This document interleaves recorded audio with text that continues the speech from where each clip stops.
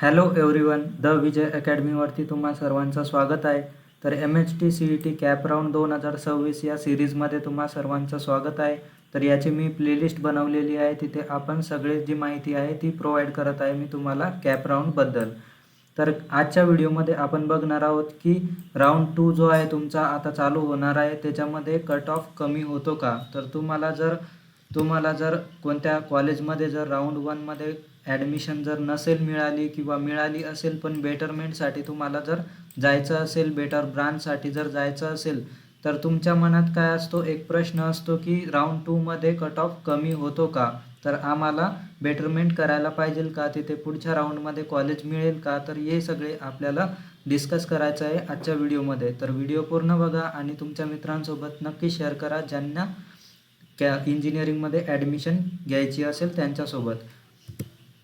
तर सगळ्यात पहिली गोष्ट म्हणजेच कॅप राऊंड 2मध्ये कट ऑफ कमी होतं का, तर होतो. तर याच्याबद्दल कारणं काय असतात कट ऑफ कमी होण्याचे ते पण तुम्हाला माहिती पाहिजे. जसं की कॅप राऊंड 1मध्ये काही स्टुडंट काय करतात, त्यांच्या ज्या सीट असतात त्या ॲक्सेप्ट नाही करत, त्यांचे काही रिझन्स असतात त्याच्यामुळे.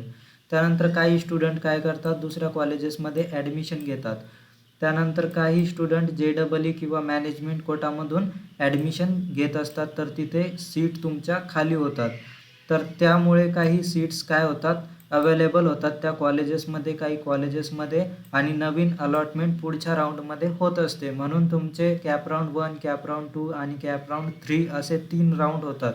तर अशा प्रकारे तुमचे जे दुसऱ्या राऊंडला कॉलेज असतात त्याच्यामध्ये थोडासा बदल तिथे होऊ शकतो, तुमच्या कट ऑफमध्ये तर कमी होऊ शकतो. पण प्रत्येक कॉलेज किंवा प्रत्येक ब्रांचमध्ये तितकाच फरक पडेल असं नाही आहे. तर तिथे थोडासा बदल होऊ शकतो किंवा नाही पण होऊ शकत काही कॉलेजेसच्या अकॉर्डिंग. तर हे थोडंसं डिटेलमध्ये आपण बघूयात. तर किती कमी होतो कट ऑफ कॉलेजनुसार त्याच्याबद्दल आपण थोडंसं बघूयात. तर तुमचे जे टॉपचे कॉलेजेस राहतात जसं की COEP, PICT किंवा VIT पुणे, तर हे जे टॉपचे कॉलेजेस राहतात त्याच्यामध्ये कॉम्पिटिशन काय राहतं, जास्त राहतं. म्हणून कट ऑफ काय असतो तिथे 0.5 ते 1% तितकाच फरक पडत असतो, तितका कमी होत असतो. तर टॉपचे कॉलेजेस जितके चांगले कॉलेजेस असतील त्याच्यामध्ये काय असतं, कॉम्पिटिशन जास्त असतं, म्हणून कट ऑफ तेवढा कमी होत नाही. तर काही ब्रांचेसमध्ये अजिबात बदलत नाही तुमचा कट ऑफ. तर अशा प्रकारे काय असतं, टॉप कॉलेजेसमध्ये कट ऑफ तुमचा कमी होत असतो. त्यानंतरचे जे मिड कॉलेजेस राहतात, मीडियम ज्याच्यामध्ये येतात, समजा PCCOE, त्यानंतर MIT, AOE किंवा JSPM, तर असे जे तुमचे मिड रेंजचे कॉलेजेस राहतात त्याच्यामध्ये कट ऑफ तुमचा 1 ते 3% बदल दिसू शकतो किंवा कमी होऊ शकतो. काही ब्रांचेसमध्ये यापेक्षा जास्तही कमी होऊ शकतो. तर तुम्हाला काय करायचं आहे, अशा प्रकारे इथे तुमचे जे पर्सेंटाईल आहे ते 1 ते 3मध्ये इथे कमी होऊ शकतात मिड कॉलेजेसमध्ये. तसंच बघायचं झालं तर जे लो लेवलचे कॉलेजेस राहतात त्याच्यामध्ये तुमचे जे सीट राहतात ते काय असतात, जास्त अवेलेबल असतात. तर तिथे जास्त चान्सेस आहेत की तुम्हाला ते कॉलेजेस अलॉट होतील नेक्स्ट राऊंडसाठी, जर तुम्हाला कॉलेज भेटलं नसेल तर. तर कट ऑफ इथे 3 ते 5%पेक्षा जास्त इथे कमी होऊ शकतो. तर अशा प्रकारे काय होतं, तुमच्या कॉलेजनुसार तिथे कट ऑफ कमी होत असतो. कॉलेज जितकं पॉप्युलर असेल तितकाच कट ऑफ तिथे कमी होत असतो त्या कॉलेजमध्ये, हे तुम्हाला लक्षात ठेवायचं आहे. आता तुम्हाला राऊंड 2मध्ये कॉलेज मिळण्याची चान्स कोणाला जास्त आहेत त्याच्याबद्दल आपण बघून घेऊयात. तर कोणाला जास्त चान्सेस आहेत की कॅप राऊंड 2मध्ये तिथे कॉलेज त्यांना भेटेल, तर तुमचा रँक त्या कॉलेजच्या प्रिव्हियस इयर कट ऑफच्या जवळ असेल तर तुमचे जे चान्सेस आहेत ते जास्त आहेत. त्यानंतर तुमची जी प्रेफरन्स लिस्ट आहे त्याच्यावर पण खूप सारा फरक पडतो. तर तुमची लिस्ट ही प्रॉपर पाहिजे. तर याच्यासाठी पण मी कशी लिस्ट बनवायची त्याचे व्हिडिओज बनवलेले आहेत, ते तुम्ही बघू शकता. त्यानंतर मिनिमम तुमच्या चॉईस किती भरल्या पाहिजे, तुम्ही 20 ते 25 कॉलेजेस तुम्हाला तिथे टाकायचे असतात तुमच्या लिस्टमध्ये, आणि ते प्रॉपर ऑर्डरमध्ये असले पाहिजे. सगळ्यात पहिले चांगले टॉपचे कॉलेजेस टाकायचे, त्यानंतर तुमच्या लिस्टमध्ये तुमच्या पर्सेंटाईल वाईज कॉलेजेस तिथे तुम्हाला टाकायचे, त्यानंतर सेफ कॉलेजेस टाकायचे जे तुम्हाला लागतील, तुमच्या पर्सेंटाईलपेक्षा कमी असतील असे कॉलेजेस तिथे टाकावे लागतात. त्यानंतर प्रिव्हियस इयरचा कट ऑफ तुम्हाला बघायचा आहे कॅप राऊंड 2चा, आणि त्याच्यानुसार तुम्हाला काय करायचं असतं, कॉलेजेस तिथे तुमच्या लिस्टमध्ये टाकायचे असतात. तर या सगळ्या फॅक्टर्सचा यूज करून तुम्हाला काय करायचं असतं, तुमची जी प्रेफरन्स लिस्ट असते ती तुम्हाला बनवावी लागते आणि याच्यावरच तुमचे चान्सेस जास्तीत जास्त वाढतात की तुम्हाला कॉलेज अलॉट होईल त्याच्यापेक्षा चांगलं, कॅप राऊंड 1पेक्षा चांगलं, किंवा जर कॉलेज मिळालं नसेल तर कॅप राऊंड 2मध्ये तुम्हाला कॉलेज मिळू शकतं. त्यानंतर कमी चान्सेस कोणाला आहेत, तर ज्यांनी प्रॉपर लिस्ट बनवलेली नसेल त्यांच्यासाठी कमी चान्सेस आहेत की तिथे कॉलेज अलॉट होईल त्यांना कॅप राऊंड 2मध्ये. तर फक्त टॉपचे कॉलेजेस नाही टाकायचे, तर तुम्हाला सेफ कॉलेजेस पण टाकायचे ज्याने तुमची ॲडमिशन तिथे कन्फर्म होईल आणि रँक आणि कट ऑफ तुम्हाला याचा खूप सारा फरक पडू शकतो. तर म्हणून तुम्हाला चॉईसेस एकदम प्रॉपर तिथे भरायचे आहेत.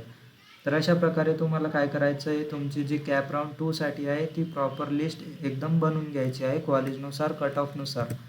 त्यानंतर एकदम प्रॉपर स्ट्रॅटेजी काय आहे, तर कॅप राऊंड 2साठी तुम्हाला कशी लिस्ट बनवायला पाहिजे याचं मी थोडंसं तुम्हाला सांगतो. तर सगळ्यात पहिले काय करायचं आहे, प्रिव्हियस इयरचा कट ऑफ पाहायचा आहे तुम्हाला कॅप राऊंड 1 आणि कॅप राऊंड 2चा. तर कट ऑफ पाहिल्यानंतर तुम्हाला काय करायचं आहे, तुमची जी प्रेफरन्स लिस्ट आहे ती अपडेट करायची आहे. जसं की कॉलेजेस ॲड करायचे आहेत तुम्हाला रिअलिस्टिक म्हणजेच काय, तुमच्या पर्सेंटाईलला मॅच होणारे कॉलेजेस तिथे तुम्हाला सिलेक्ट करायचे आहेत. त्यानंतर सेफ कॉलेजेस तुम्हाला या कॉलेजेस नंतर खालीच्या म्हणजेच या कॉलेजेस नंतर तुम्हाला ॲड करायचे आहेत.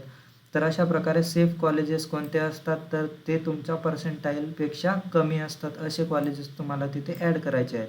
त्यानंतर पॅटर्न कसा ठेवायचा आहे लिस्टचा, तर सगळ्यात पहिले टॉपचे कॉलेजेस येतील, त्यानंतर तुमच्या पर्सेंटाईलला मॅच होणारे आणि त्यानंतर तुमच्या पर्सेंटाईलपेक्षा लो असणारे. तर अशा प्रकारे तुम्हाला ही जी पूर्ण लिस्ट आहे ही प्रॉपर ऑर्डरमध्ये फॉलो करायची आहे.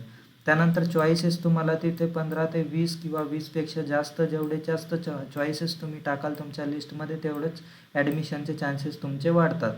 त्यानंतर डेडलाईन दिलेली असेल तुम्हाला 7 ते 9, तर 7 ते 9 ऑगस्टच्या मध्ये तुम्हाला फॉर्म सबमिट वेळेवर करायचा आहे. तर डेडलाईन मिस नाही करायची आहे, त्याच्या 1 दिवस आधी तुम्हाला फॉर्म तिथे सबमिट करून घ्यायचा आहे आणि फॉर्म भरताना तिथे लिस्ट एकदा व्हेरीफाय करून घ्यायची आहे की प्रॉपर ऑर्डरमध्ये प्रॉपर कॉलेजेस तिथे टाकलेले आहेत का नाही. नाहीतर काही मुलं काय करतात की खालच्या लेवलचं कॉलेज काय करतात, प्रेफरन्स लिस्टमध्ये वरती टाकतात, तर त्यांना तेच कॉलेज लागून जातं. तर याचं तुम्हाला लक्षात ठेवायचं आहे की अशा चुका नाही झाल्या पाहिजेत. तर व्हिडिओ जर आवडला असेल तर लाईक करा, तुमच्या मित्रांसोबत नक्कीच शेअर करा आणि कमेंट करा की तुम्हाला कॅप राऊंड 1मध्ये कोणतं कॉलेज मिळालं आहे. त्यानुसार मी तुम्हाला सांगेल की तुम्हाला नेक्स्ट काय करायचं आहे, कॅप राऊंड 2साठी कशी लिस्ट बनवायची आहे ते पण मी तुम्हाला सांगेल. तर त्याच्यानंतर तुमचे जे काही पण डाऊट्स असेल तर ते तुम्ही मला कमेंट बॉक्समध्ये विचारू शकता आणि डिस्क्रिप्शन बॉक्समध्ये आपला ग्रुप आहे तो जॉईन करून घ्या. तिथे तुम्हाला सगळ्या व्हिडिओजची आणि इंजिनिअरिंगबद्दल तुम्हाला तिथे माहिती भेटत राहील, अपडेट्स भेटत राहील. तर भेटूयात पुढच्या व्हिडिओमध्ये. धन्यवाद मित्रांनो.